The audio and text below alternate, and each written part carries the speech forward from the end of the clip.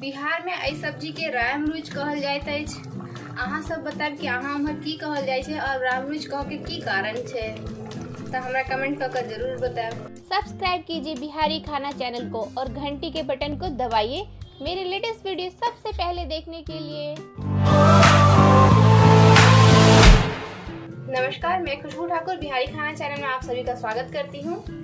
और आज जो हम बनाएंगे वो कोई सब्जी नहीं बल्कि कुछ अलग सी रेसिपी होगी, बिना सब्जी की बनने वाली एक सब्जी।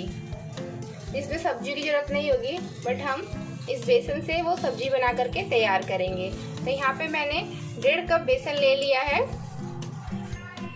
तो सबसे पहले हम इसका एक घोल तैयार कर लेंगे। इसके लिए हम 1/2 टेबल स्पून लाल मिर्च पाउडर ऐड करेंगे, 1/2 टेबल स्पून नमक डाल देंगे, आप अपने स्वाद अनुसार डाल लें, 1/2 टेबल स्पून हल्दी पाउडर और साथ ही हम इसमें 2 चुटकी हींग ऐड करेंगे।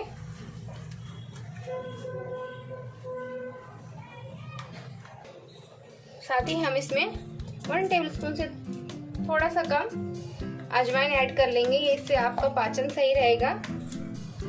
थोड़ा बेसन हैवी होता है, इसके लिए अगर ये ऐड करेंगे तो पाचन के लिए अच्छा रहेगा। अभी हम इसमें थोड़ा थोड़ा पानी ऐड करेंगे। अब हम इसमें थोड़ा थोड़ा पानी ऐड करके मिला लेंगे अच्छे से।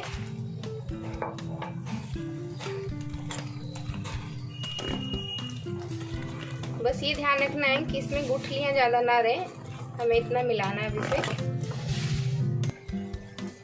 तो हमें 1.5 कप बेसन के लिए कम से कम 1 गिलास से थोड़ा सा ज्यादा पानी चाहिए। इस तरह का घोल हम बना करके तैयार कर लेंगे और साथ ही गैस पर हम ऑयल गर्म होने के लिए रख देंगे। थोड़ा बहुत लम्स रहेगा तो कोई दिक्कत नहीं आएगा। अब हम इसे भुनेंगे। एक थाली में हम थोड़ा सा तेल डाल करके फैला लेंगे, अच्छे से पूरी थाली में लगा ले, जिससे कि आपका बेसन डालने के बाद चिपकेगा नहीं।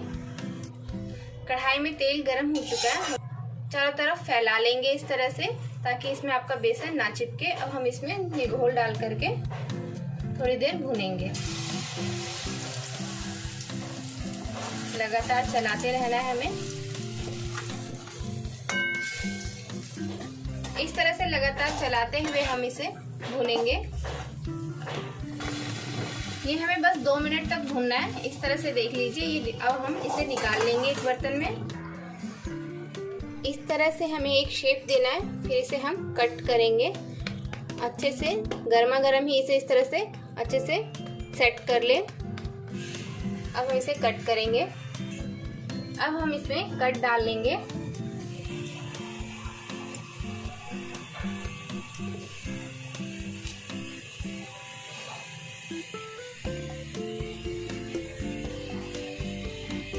सच बड़ी कैसे रखेंगे।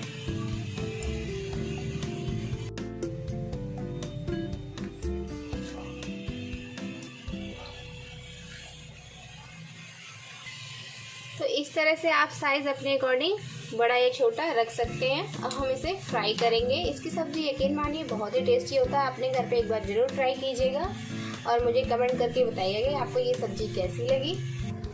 तो हम तेल गरम करके इसे फ्राई होने के लिए रख देंगे। अब हम इसे पलट लेंगे, उलटते पलटते हुए फ्राई करेंगे। आप इसे रोटी या राइस किसी के साथ भी खाएंगे, बहुत ही टेस्टी लगता है। परांठों के साथ भी अच्छा लगेगा। आप ये देख रहे हैं फ्राई वाला, आप चाहे तो इसे फ्राई करके भी घर में 4 से 5 दिन तक स्टोरेज बॉक्स पे रख करके खा सकते हैं। ये चाय के साथ खाने में बहुत ही टेस्टी लगता है। एक बार हम इसे पलटने के बाद गैस की फ्लेम को मीडियम टू लो रखेंगे और फिर फ्राई करेंगे ताकि अच्छे से क्रिस्पी फ्राई हो अंदर तक। तो देखिए इसका कलर चेंज हो चुका है। इस तरह का हल्का हल्का कलर हो जाए तो हम एक टिश्यू पेपर पे निकाल लेंगे ताकि एक्स्ट्रा ऑयल निकल जाए। एक चीज हमें ध्यान रखना है, इसे फ्राई करते वक्त हम फर्स्ट टाइम जब डालेंगे तो गैस का फ्लेम हाई रखें और इसको पलटने के बाद हम इसका गैस का फ्लेम को लो कर देंगे और उसमें फ्राई करेंगे। तो देखिए एकदम क्रिस्पी क्रंची सा बन करके तैयार है। इसे आप चाय के साथ भी खा सकते हैं। तो हो गया फटाफट। आप अपने खाने के लिए भी बना लीजिए और इसे चाय के लिए भी फ्राई करके आप रख सकते हैं। यकीन मानिए बहुत ही टेस्टी लगता है। इस पर आप नींबू वगैरह डाल के, चाट मसाला डाल करके खा सकते हैं। तो ये देखिए हमारे सारे फ्राई होकर के तैयार हो चुके हैं। अब हम ग्रेवी बनाना स्टार्ट करते हैं। तो हम कढ़ाई में इसी तेल में पहले हींग डाल लेंगे, साथ ही हम इसमें अजवाइन डाल लेंगे। अब हम इसमें कटा हुआ लहसुन अदरक और साथ ही 3 कटा हुआ प्याज ऐड कर लेंगे। लहसुन अदरक आप चाहें तो पेस्ट बना करके भी डाल सकते हैं, तो कटे हुए का टेस्ट और अच्छा आता है। साथ ही हम इसमें हरी मिर्ची ऐड करेंगे, अपने टेस्ट के अकॉर्डिंग कम या ज़्यादा रख सकते हैं। मैंने यहाँ पे 5 हरी मिर्ची ऐड किया है। हम इसमें ½ टेबल स्पून सॉल्ट ऐड कर देंगे। इससे क्या होगा कि हमारे प्याज जल्दी फ्राई हो जाएंगे। अब देखिए प्याज का कलर चेंज हो चुका है। इस स्टेज पे हम इसमें 3 से 4 टमाटर कट करके ऐड कर देंगे और टमाटर के अच्छे से पकने तक इसे हम फ्राई करेंगे। और इसके साथ ही हम मसाला ऐड करेंगे। लाल मिर्च 1 टेबल स्पून, नमक स्वाद अनुसार, साथ ही हम हल्दी डाल देंगे 1 टेबल स्पून, साथ ही हम धनिया 2 टेबल स्पून ऐड करेंगे। अब हम इसको ढक करके अच्छे से भूनेंगे तब तक टमाटर सॉफ्ट होता है। जब तक टमाटर सॉफ्ट हो जाएंगे तब तक हम इसे ढक करके पका लेंगे। तो ये देखिए ऑयल अच्छे से अलग हो चुका है, सेपरेट हो जाए। इस स्टेज पे हम इसमें पानी ऐड कर लेंगे। आप रोटी परांठों के अकॉर्डिंग, राइस के अकॉर्डिंग पानी ऐड करें। मैंने आज राइस बनाया है, उसके अकॉर्डिंग पानी ऐड करूँगी।